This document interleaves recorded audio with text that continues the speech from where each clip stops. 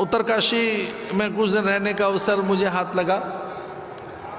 वहाँ पे एक, अब तो खैर वो मैं भी नहीं गया 20, 25, 30 वर्षों से उस स्थान पर जब जिन दिनों हम वहाँ गए तब वो एक ही था आश्रम, जिसे जोगड़ गांव कहते थे। तो हमने पूछा ये गांव जोगियों का, इसमें तो एक ही आश्रम है, तो कभी किसी कालखंड में कहते 100 से भी अधिक वहाँ साधुओं के स्थान थे, उनकी कुटीर अथवा उस गुहाएं, वहाँ गुफाएं, उसका नाम है जोगड़ गांव।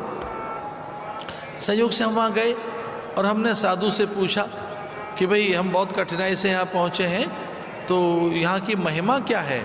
तो उसने कहा जब मैं सोचता हूँ कि यहाँ कोई नहीं आए तो साल साल भर तक कोई नहीं आता, लेकिन संयोग से उसने डायरी दिखाई अपनी कि देखिए आज की मेरी डायरी लिखी हुई है। तो हमने डायरी में देखा, वो उसने प्रातःकाल लिख दिया था कि आज 3-4 साधु आ सकते हैं बस। तो हमने कहा ऐसा बोले, ये तो संकल्प का खेल है, मेरे भजन में बाधा ना आए। उससे सीखने को मिला बहुत कुछ कि जैसा जैसा हम सोचते जाते हैं वैसा वैसा होता जाता है। हम में वस्तुओं का, पदार्थों का इतना आग्रह है, हम में देह की इतनी जड़ता है कि हम केवल देह के ही पीछे पड़े, शरीर के ही पीछे पड़े, केवल आहार और निद्रा के ही अधीन है हम, और कोई हमारी बहुत बड़ी उड़ान है नहीं। आज जरा लंबी उड़ान लीजिए। आज मौनी अमावस्या का दिन है, आज अंतर के मौन में जाने का दिन है, भीतर में प्रवेश करने का दिन है। और ये अमावस्या भी चल रही है, अभी बीती नहीं है, अभी चल रही है अमावस्या। अमावस्या जानते हो किसे कहते हैं? घुप अंधेरे को, अंधियारे का नाम अमावस है। आप आंख बंद करके देखें तो अंधेरा ही है। मैं तो शाक्त ग्रंथों का भी किंचित अध्ययन हमने किया है, अथवा मैं स्वभाव से शाक्त भी हूँ। उसमें ऐसा आया है कि उस अंधियारी रात में से प्रकाश प्रकट होता है। इसको उल्टा करके देखें कि प्रकाश कौन पैदा करता है, भोर निकलती कहाँ से है, प्रभात का जन्म कहाँ से होता है? तो प्रभात रात में से निकलती है। प्रकाश पैदा कब होता है? इसको रिवर्स करके देखें कि फिर प्रकाश कब पैदा होता है, भोर कब पैदा होती है। उत्तिष्ठत जागृत, वेद कहता है उठ जग, अब भोर हो गई, उठ। और भोर भई, अब रैन कहाँ, अब सोवत है। उठ जाग मुसाफिर भोर भई, अब रैन कहाँ जो सोवत है। तो रैन की यानी अंधेरे की कल्पना करते हुए योगियों ने कहा कि जैसे आंखें बंद करेंगे तो अंधेरा सा दिखता है, कितनी कठिनाई हैं, कितनी दुविधाएं हैं, कितनी समस्याएं हैं, और वो सब हमें विकल और व्याकुल करती हैं। बस एक बार भीतर जाइए, वहाँ प्रकाश है। और प्रकाश किससे पैदा होगा? विचार से। तो कुछ अच्छे विचारों का संग्रह करिए, नियमित स्वाध्याय करना आरंभ करो। और स्वाध्याय में 3 चीज़ें आती हैं, एक तो जप आता है, दूसरा सदग्रंथों का अध्ययन आता है, और तीसरा महापुरुषों की संगति, साधुओं का संग, अच्छे लोगों का संग। जित संग दोषः अध्यात्म नित्या विनिवृत्त कामा द्वंद्व विमुक्ता। ऐसे जो द्वंद्व हैं, इन द्वंद्वों के आघात संघात से बचने के लिए महापुरुषों की संगति, सन्निधि, कुछ अच्छे विचारों का, और कुछ ऐसे तितली की तरह से बनिए कि भ्रमर की तरह से क्या मधुमक्खी के पास जा सके, वैसा ही, उतना ही सार लीजिए, उतना ही। तो ऐसी वृत्ति बनाइए। भाई समाधि में से निकला है, कोई गंगा में से निकल कर आया हो तो कहें पवित्र होकर आया है। दूसरे कहते हैं छू लें क्या आपको, आप गंगा नहा के आए हो।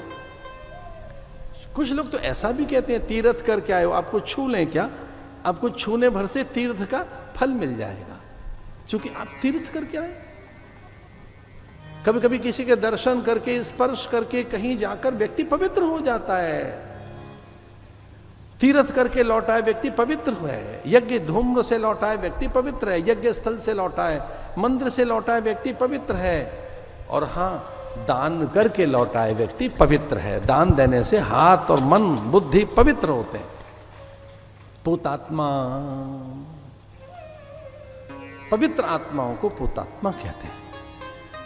इसलिए भगवान वहां पवित्रता विकीरित करके चले गए। और ये पूत नहीं है, ये पवित्र नहीं है, पूतना हिंसा का विचार लेकर आई है, बालक के मारण का विचार लेकर आई है। ये विचार के मैं विष देकर इस बालक की हत्या कर दूंगी। ऐसे छद्म वेश में कुछ बड़ी सी दिख रही है, विचित्र दिख रही है, विलक्षण दिख रही है, बड़ा कौतुक दिख रहा है, कुछ ऐसा लग रहा है अचरज सा, सब उसकी सेवा में लग गए। देखो मथुरा से चलकर आई है लाला के दर्शन करने के लिए, वहां तो झुंड का झुंड रोज आता है कान्हा के दर्शन करने के लिए। सांवरे से मिलने कौन नहीं आना चाहता, बहाने से सारी गोपियां वहीं तो रहती हैं। कोई कहती है चंदन लगा दें, कोई कहती है मयूर पिछ हम ठीक कर दें, अंगरखा कारी कमरिया, और कुछ तो रोज बहाने से एक काम में लगी हैं। पूरी ब्रजवासिनी पीतांबर बना रही हैं। अब घर में कोई और काम नहीं है, ठाकुर के लिए पीतांबर बन रहा है। वनों में निकलते हैं छोटे छोटे मयूर पच्छ ढूंढने के लिए। कोई माखन, कोई मिश्री, कोई लड़ुआ, पूड़ी, पकवान, कोई व्यंजन, मधुर मिष्ठान, कुछ तो ऐसे ही कर रही है। यमुना का जल ला रही है, कोई चंदन घिस रही है, उसमें केसर कर्पूर मिला रही है। एक तातो तातो जल लेकर आ रही है। तातो माने उष्ण जल, किंचित उष्ण, बहुत ठंडा नहीं, बहुत गर्म नहीं, बीच का सा, कुछ निवाया सा ले आई जल भरकर। यशोदा कहती है ये क्या है कि ये जमुना जी का जल है, थोड़ा गर्म करके लाई है। और ये क्या है, ये उबटन है। और ये क्या है, ये काजल हम लगाएंगी ना। और ये कारी कमरिया, पीतांबर, ये अंगरखा है, ये बीजना, पंखा हम लाई है। तो यशोदा ने पूछा कि फिर मैं क्या करूंगी? बोली नहीं, आपका कोई काम नहीं, कान्हा को हम खिलाएंगे, बैठी रहो बस। पहले ऐसा ही होता था संयुक्त परिवारों में। माता के हाथ में तो बालक तब जाता जब उसे दूध पीना है, अन्यथा तो ज्येष्ठाएं, कुलमान्याएं, पूज्याएं, परिजन पुरजन, बंधु बांधव आ जाते। कितने संस्कार विचार मिलते थे बालक को, हजार हाथ मिलते थे। अब एकल परिवार है तो कैसे संभाले? अब अनुचरियां रखी गई हैं, दासियां रखी गई हैं, द्रव्य देकर और नौकरानियां रखी गई हैं। राम जाने वो कितना संस्कार देंगे, बालक के कैसे विचार बनेंगे। इतनी भीड़, कोई चंदन, उबटन, कोई मिष्ठान, कोई गोरस, कोई ताजा माखन, उसी भीड़ में ये चली आई। आप बद्रिकाश्रम में जाएंगे, आंख मूंद रखी है। जगन्नाथ में जाओगे, आंखें कभी नहीं मूंदते, हर पल आंखें खुली हैं। श्रीनाथ जी में जाओगे, आधी आंखें खुली, आधी बंद है। पूछा देवताओं ने कि ये क्या कर रखा है, आधी आंखें क्यों खोल रखी हैं? भगवान ने कहा भाई मैं जीव के केवल गुण ही देखता हूं, दोष नहीं देखता, इसलिए आंखें आधी बंद है।